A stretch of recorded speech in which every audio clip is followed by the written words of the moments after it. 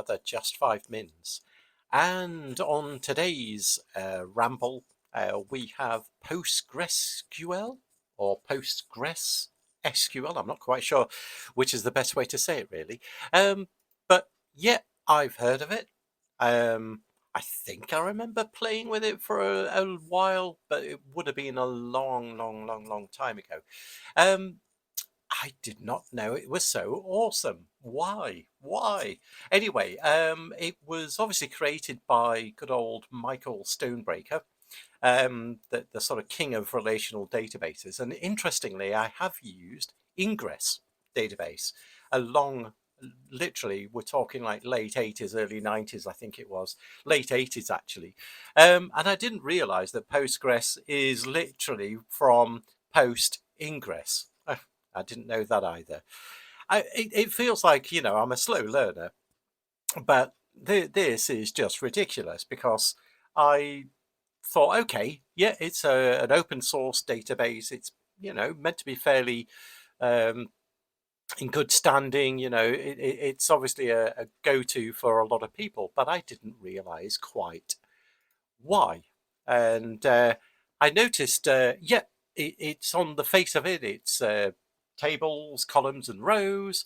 It's SQL that you can use to grab that data. It's all ACID-based, for the transactional side. But I didn't realize that it is technically an object relational database. So you can actually, where you've got varchars or ints or whatever, you can literally create your own object type.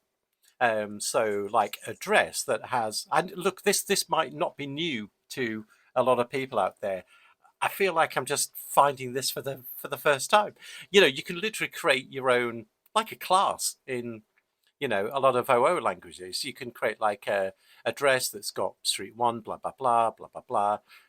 I mean, on the face of that, it's okay, but that's really clever, isn't it? So you can create custom data types. It's got things like inheritance and polymorphism from that within the database, for goodness sake. And sorry, I'm nearly choking because it's so exciting. But interestingly, I didn't realize, this is the big one that I didn't realize, is the multiversion concurrency control. So it's got something called MVCC, which gives each transaction a snapshot of the database, allowing multiple transactions to run simultaneously without having those awful traffic jams and locks. Goodness me. That's really quite clever, isn't it? And you can obviously extend it. You can write extra extensions in Python, C, and whatnot. And there's obviously a whole heap of this stuff. I don't know why I've missed it. I really don't. I think I'm definitely not going to miss it any further. But yeah, and I really like the idea. There's a couple of cloud-based. Look, this is obviously Postgres has been around for a long time, so there's lots of I was going to say what I'm trying to say here, the infrastructure. There's lots of sort of cloud-based systems out there. There's one called Neon that I found from good friends at actually Jeff Delaney, isn't it, at Fireship actually. So he's done a nice little video and mentioned there's a serverless version of Postgres called Neon, which looks very interesting too. I'll put a link below, of course. But brilliant sort of stuff. And as I say, there's some real key things there that I had no idea of.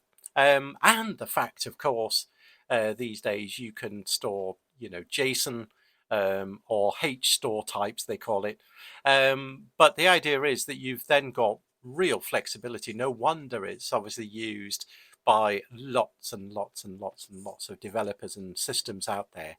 But again, that's what I've got for this time is the fact that I'm a really slow learner in this way, the fact that it's an object relational database, I love that, and of course the multiversion concurrency control.